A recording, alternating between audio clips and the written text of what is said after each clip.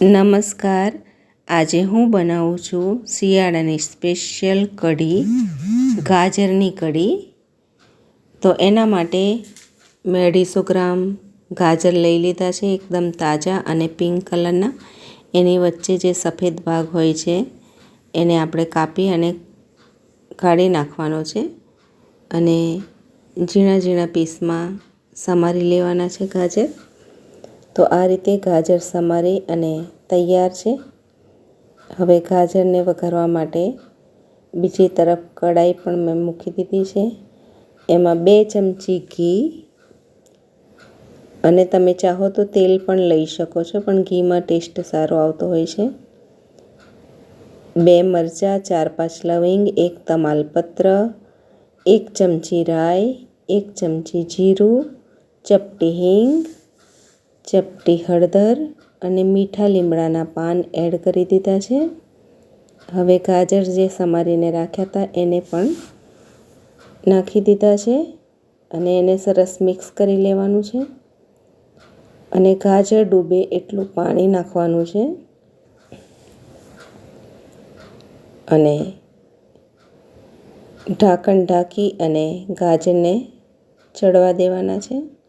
હવે બીજી તરફ મેં કઢી બનાવવા માટે 300 ગ્રામ દહીં વલોવી અને રાખ્યું છે. એમાં 1 વાડકી ભરી અને ચણાનો લોટ એડ કરી દીધો છે. એને પણ સરસ વલોવી અને તૈયાર કરી દેવાનું છે. તો એકદમ તાજું દહીં લીધું છે. હવે બીજી તરફ ગાજરને આપણે ચેક કરી લેવાના છે. તો ગાજર ચડી ગયા છે.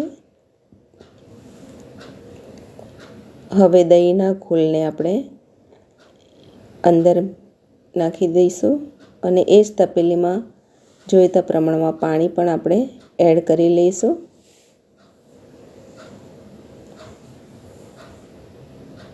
એક ચમચી આદું અને મરચાંની પેસ્ટ, જીરું પાવડર, થોડું લાલ મરચું પાવડર, સ્વાદ અનુસાર મીઠું.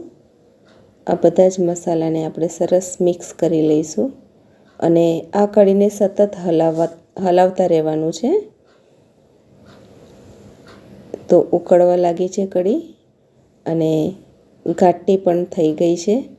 હવે તૈયાર કઢીમાં આપણે થોડા ધાણા એડ કરી દઈશું. તો બની અને તૈયાર એકદમ સ્વાદિષ્ટ કઢી તૈયાર છે, જેને આપણે રોટલા સાથે, ભાત સાથે, ખીચડી સાથે યા તો રોટલી સાથે પણ ખાઈ શકીએ. તો તમે શિયાળામાં એકવાર અવશ્ય મારી જેમ કઢી બનાવજો. Thank you.